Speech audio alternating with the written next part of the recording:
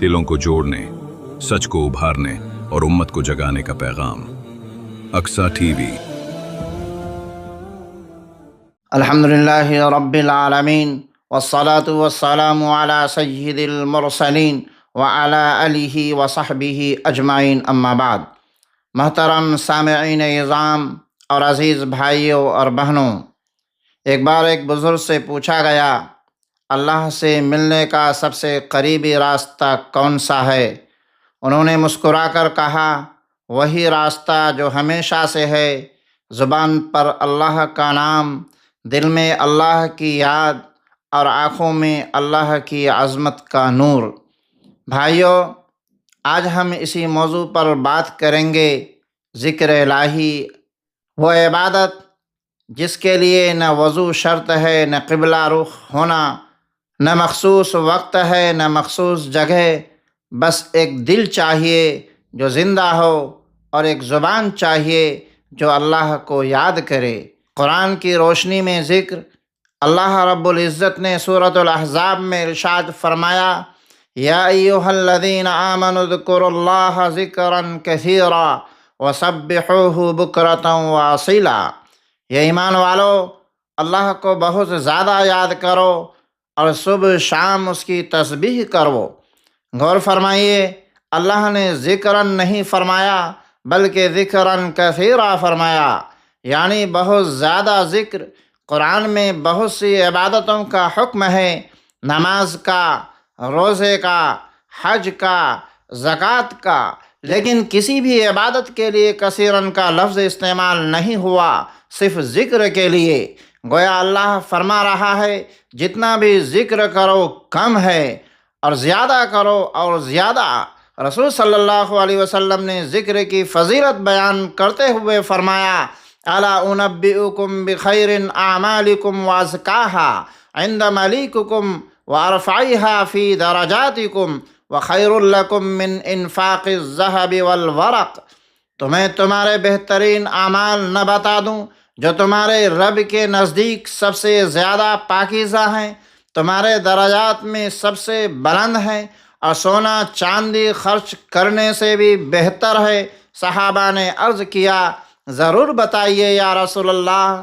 آپ صلی اللہ علیہ وسلم نے فرمایا، ذکر اللہ تعالی، یعنی اللہ کا ذکر۔ سبحان اللہ، سونا چاندی خرچ کرنے سے بھی بہتر یہ ہے ذکر الہی کی قیمت۔ ذی الحجہ میں ذکر کی خاص تاکید ہے۔ بھائیو، عام دنوں میں ذکر کی یہ فضیلت ہے تو ذی الحجہ کے ان مبارک دنوں میں ذکر کا ثواب کہاں تک پہنچے گا؟ رسول صلی اللہ علیہ وسلم نے خاص طور پر ان دنوں میں ذکر کی تاکید فرمائی، فَأَكْثِرُوا فِيهِنَّ مِنَ التَّهْلِيلِ وَالتَّكْبِيرِ وَالتَّحْمِيدِ۔ ان دنوں میں تحلیل، تکبیر اور تحمید کثرت سے پڑھو، یعنی لا الہ الا اللہ تحلیل، اللہ اکبر تکبیر، الحمدللہ تحمید۔ اور جب حضرت عمر رضی اللہ تعالیٰ عنہ میدان عرفات میں جاتے تو بلند آواز سے تکبیر پڑھتے اور لوگ بھی پڑھنے لگتے، یہاں تک کہ پورا میدان گونج اٹھتا۔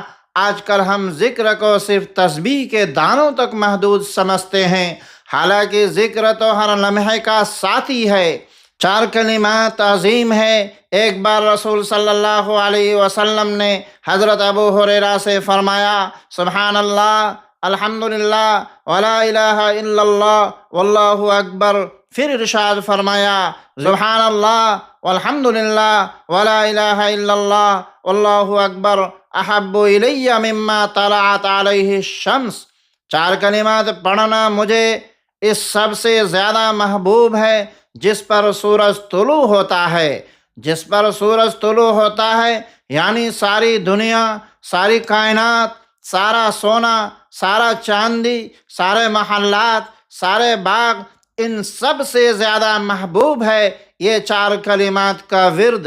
بھائیو، ذکر صرف ایک ثواب کا ذریعہ نہیں، ذکر دل کی دوا ہے، روح کی غذا ہے، زندگی کا نور ہے۔ اللہ تعالیٰ نے فرمایا، الا بذکر اللہ تطمئن القلوب۔ سن لو، اللہ کے ذکر سے ہی دلوں کو اطمینان ملتا ہے۔ آج کا انسان کتنا بے چین ہے، دولت ہے پھر بھی چین نہیں، گھر ہے پھر بھی سکون نہیں، ہر آرام ہے پھر بھی بے اطمینانی ہے، اس لیے کہ وہ اس نسخے سے غافل ہے جو اللہ نے قرآن میں دیا۔ اللہ کے ذکر سے دلوں کو اطمینان ملتا ہے۔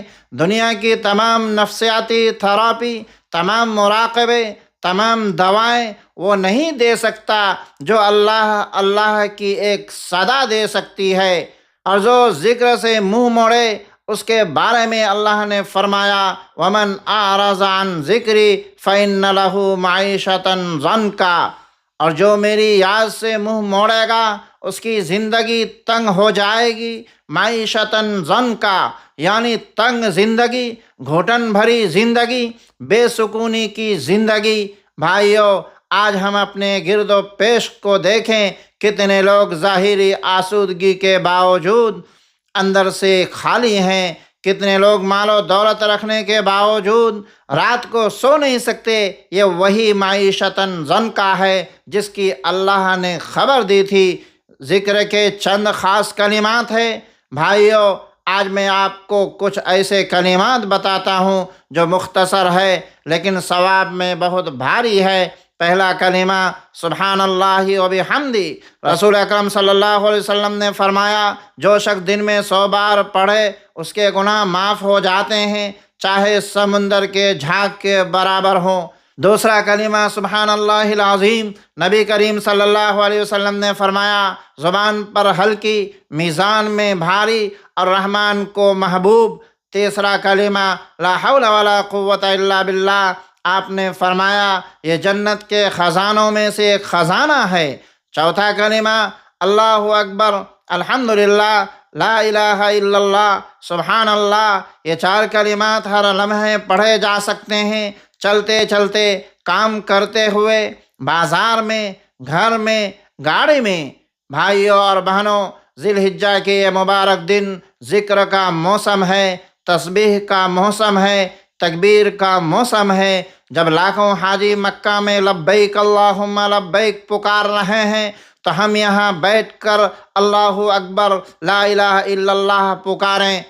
ہم حج کو نہیں جا سکتے لیکن ذکر تو ہر جگہ ہو سکتا ہے۔ ہمارے پاس وقت کم ہو سکتا ہے لیکن زبان تو ہر لمحے آزاد ہے۔ اللہ تعالیٰ نے فرمایا فَاذْكُرُونِي أَذْكُرْكُمْ، یاد کرو میں تمہیں یاد کروں گا۔